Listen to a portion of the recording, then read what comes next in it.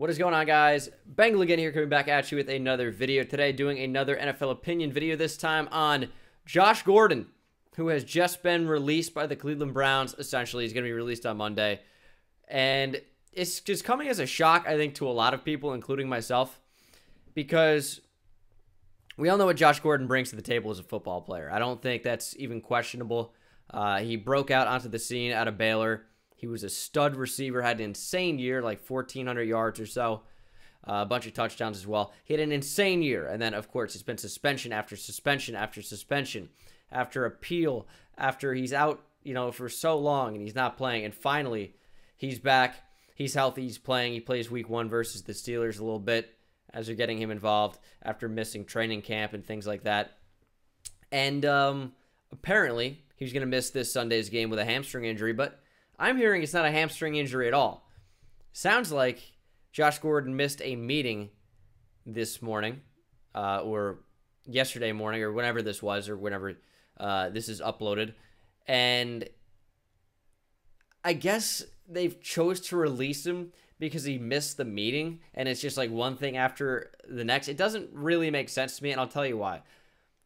I'm not shocked that Josh Gordon isn't necessarily a member of the Cleveland Browns anymore. I'm shocked that they would wait this long to cut him. It wasn't during, this suspension or that suspension or the next suspension or whatever it was. They wait until, and even after he misses training camp, they're like, we're Team Josh, Team Josh, Team Josh, and then he misses a meeting, and then he gets cut.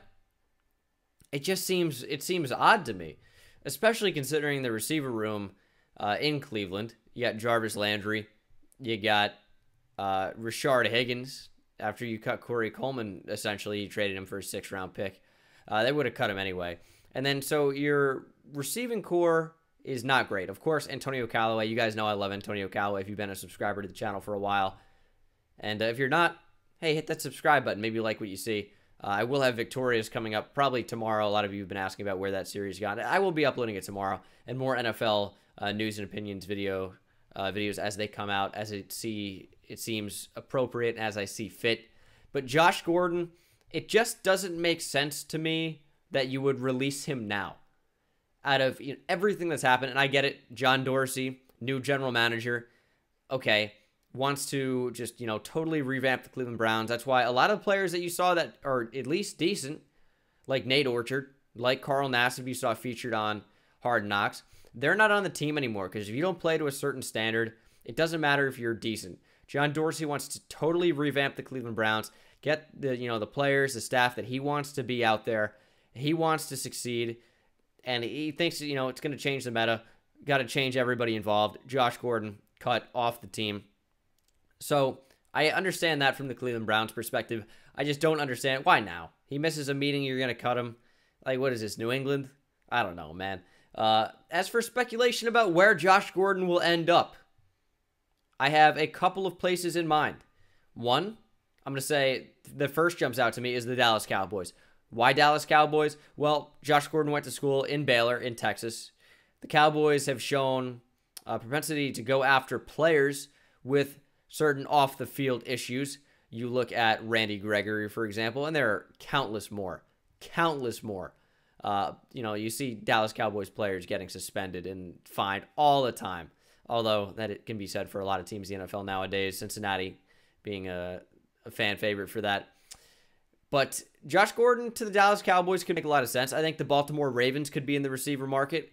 I know that they do have Michael Crabtree. They do have Willie Snead, John Brown. But they were a team that was actively pursuing receivers in the offseason. I think even though they brought in, those are 3 new guys, Josh Gordon could make sense for the Ravens, who could definitely use another receiver. I mean, Josh Gordon is a pure number 1. And if he doesn't have any off-the-field issues, he is a top receiver in this league. He's top 10, without a doubt, no matter what. On the field, Josh Gordon's a top 10 receiver. However, he's not in my top 10 right now. He's probably not in many of your top 10s right now because he doesn't play. He's not on the field. And if you're going to, miss games over a course of a couple seasons because you can't stay off the weed, as Stephen A. Smith would say, the weed, duh. And then you're going to miss practice or you're going to be late to a meeting.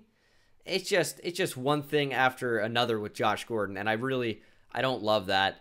But his ability on the field is without question. He could go to the San Francisco 49ers. They're certainly in the market for a wide receiver, especially with Marquise Goodwin going down for their quarterback, Jimmy Garoppolo. You need weapons in there if San Fran's going to do anything.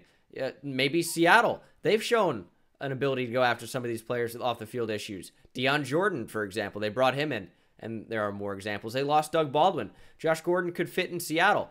There are a number of places that Josh Gordon, I think, could end up. If you guys have any ideas, let me know down in the comment section below.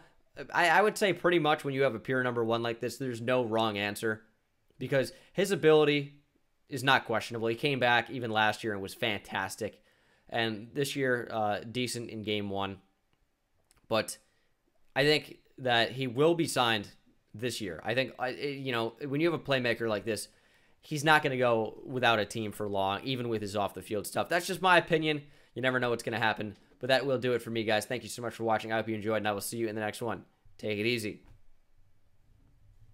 Yeah, let me know.